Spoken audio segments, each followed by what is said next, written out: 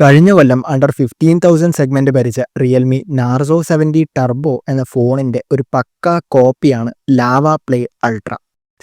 ഇത് ലാവയെ കുറ്റപ്പെടുത്തിയതല്ല. As A reviewer ബ്രാൻഡിനോടുള്ള sentiments മാറ്റി നിർത്തി ഇത്തരത്തിലുള്ള ഇൻഫോർമേഷൻ ഷെയർ ചെയ്യേണ്ടത് എൻ്റെ കടമയാണ്. ഇതേപോലെ ഈ ഫോണിന്റെ ശ്രദ്ധിക്കപ്പെട്ടതും പെടാത്തതുമായ സകലമാന ഡീറ്റെയിൽസും അതോടൊപ്പം പ്രധാനപ്പെട്ട മറ്റ് ചില കാര്യങ്ങളും ഇന്നത്തെ വീഡിയോയിൽ നമുക്ക് ഡിസ്കസ് ചെയ്യാം. So let's get started. ഫോണിൻ്റെ ബിൽഡ് ക്വാളിറ്റി നോക്കുകയാണെങ്കിൽ ഇവിടെ പോളികാർബണേറ്റ് അഥവാ പ്ലാസ്റ്റിക് മെറ്റീരിയൽ തന്നെയാണ് ഉപയോഗിച്ചിരിക്കുന്നത്. ആൻഡ് മാറ്റ് ഫിനിഷോടുകൂടി വരുന്നതുകൊണ്ട് തന്നെ ഫിംഗർ പ്രിൻറ്റും മറ്റ് സ്മഡ്ജസും ഇതിൻ്റെ മേലെ വരാനുള്ള ചാൻസ് വളരെ കുറവാണ്. ഫോണിൻ്റെ ഫോം ഫാക്ടർ വളരെ ലൈറ്റ് ആൻഡ് സ്ലിം ആണ്. ആൻഡ് IP64 റേറ്റിംഗ് ഇതിനുണ്ട്. ഡിസ്പ്ലേയെ കുറിച്ച് പറയുകയാണെങ്കിൽ ഇവിടെ വരുന്നത് 6.67 ഇഞ്ചിൻ്റെ 120 Hz റീഫ്രഷ് റേറ്റ് ഉള്ള full HD+ flat AMOLED display ആണ്. ഇവിടുത്തെ ബെസൽസ് കമ്പയർഡ് ടു പ്രൈസ് വളരെ കുറവാണ്. ഹൈ ബ്രൈറ്റ്നസ് മോഡിൽ 900 നിറ്റ്സ് വരെ ഇത് പോകും. സോ ആവശ്യത്തിനുള്ള ഔട്ട്ഡോർ വിസിബിലിറ്റി ഇതിനുണ്ട്. യൂട്യൂബിൽ 4K വീഡിയോസ് പ്ലേ ചെയ്യാൻ പറ്റും, പക്ഷേ HDR കണ്ടന്റിനുള്ള സപ്പോർട്ടില്ല. ഡിസ്പ്ലേയിൽ തന്നെ ഫിംഗർ പ്രിന്റ് സെൻസർ വരുന്നുണ്ട്. ആൻഡ് പാൻഡ ഗ്ലാസിന്റെ ബേസിക് ആയിട്ടുള്ള ഒരു പ്രൊട്ടക്ഷൻ കൂടി ഇതിന് കൊടുത്തിട്ടുണ്ട്.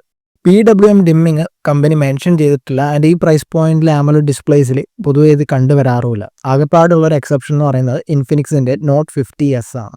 ഫോണിന്റെ പെർഫോമൻസ് സെക്ഷനിലേക്ക് വന്നു കഴിഞ്ഞാൽ ഇവിടെ ഉപയോഗിച്ചിരിക്കുന്നത് വളരെ കോമൺ ആയിട്ട് കണ്ടുവരുന്ന MediaTek Dimensity 7300 എന്ന ട്രൈഡ് ആൻഡ് ടെസ്റ്റഡ് ചിപ്സെറ്റ് ആണ്. LPDDR4X റാം ഉണ്ട്. UFS 3.1 സ്റ്റോറേജും ഉണ്ട്. BGMI 60 FPS ഗെയിമിംഗ് അൺലോക്ഡ് ആണ്. അതിൻ്റെ അത്യാവശ്യം സ്മൂത്ത് ആയിട്ടുള്ള പെർഫോമൻസും ഈ ഡിവൈസിന് പ്രൊവൈഡ് ചെയ്യാൻ പറ്റുന്നുണ്ട്. സോഫ്റ്റ്വെയർ സെക്ഷനിലേക്ക് വന്നു കഴിഞ്ഞാൽ Android 15 ആണ് ഔട്ട് ഓഫ് ദി ബോക്സ് കിട്ടുന്നത്. And 2+3 years of updates company promise ചെയ്തിട്ടുണ്ട്. ശ്രദ്ധിക്കേണ്ട കാര്യം ഇവിടെ ഹിസ്റ്ററി പരിശോധിച്ച് നോക്കിക്കഴിഞ്ഞാൽ ഇൻഫിനിക്സ്, ഷവോമി എന്നീ ബ്രാൻഡ്സിനെ പോലെ ലാവയും ഈ പ്രോമിസ് കീപ്പ് ചെയ്യുന്ന കൂട്ടത്തിലല്ല.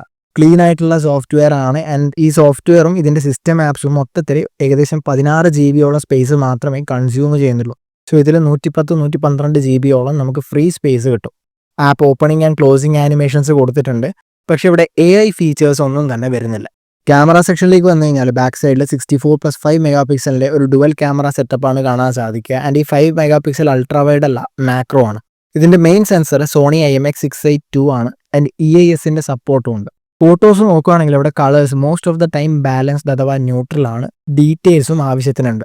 നല്ല ലൈറ്റ് കണ്ടീഷൻസിൽ യൂസബിൾ ആയിട്ടുള്ള ഫോട്ടോസും നമുക്ക് എടുക്കാൻ പറ്റും. പോർട്രേറ്റ് ഷോട്ട്സിലെ എഡ്ജ് ഡിറ്റക്ഷൻ കൃത്യമായിട്ട് ചെയ്യുന്നുണ്ട്, പക്ഷേ ലൈറ്റ് കൺട്രോൾ അത്ര പോരാ. സെൽഫി ക്യാമറ 13 MP ആണ്. ആൻഡ് ഫോട്ടോസ് വളരെ ഷാർപ്പാണ്. സ്കിൻ ടോൺസും അത്യാവശ്യം നന്നായിട്ട് മാനേജ് ചെയ്യുന്നുണ്ട്.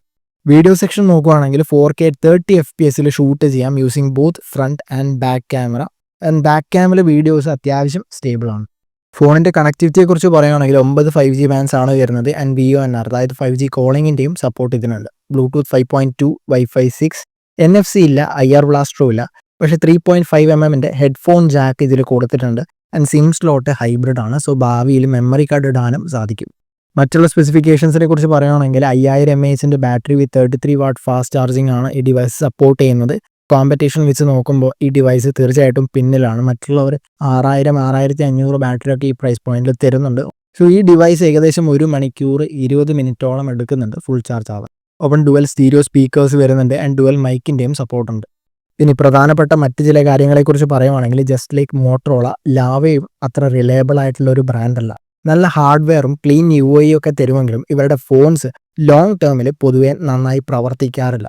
ബിൽഡ് ക്വാളിറ്റി ഇഷ്യൂസ്, സോഫ്റ്റ്വെയറിലെ ബഗ്സ്, പ്രോപ്പർലി യൂട്ടിലൈസ് ചെയ്യാത്ത ഹാർഡ്വെയർ എന്നിങ്ങനെ കാര്യമായ പ്രശ്നങ്ങൾ കസ്റ്റമേഴ്സിന് നേരിടേണ്ടി വന്നിട്ടുണ്ട്. So I'm sceptical about their smartphones. തീർച്ചയായിട്ടും ഇന്ത്യൻ ബ്രാൻഡാണ്, നമ്മൾ സപ്പോർട്ട് ചെയ്യണം. പക്ഷേ അതുമൂലം നമുക്ക് നഷ്ടം ഉണ്ടാകാനും പാടില്ല. അതുകൊണ്ട് ഇതിൻ്റെ ലോങ് ടേം യൂസർ റിവ്യൂസ് വന്നതിന് ശേഷം ഫോൺ വാങ്ങുന്നതിനെക്കുറിച്ച് ഒരു തീരുമാനമെടുക്കുന്നതായിരിക്കും എല്ലാവർക്കും നല്ലത്.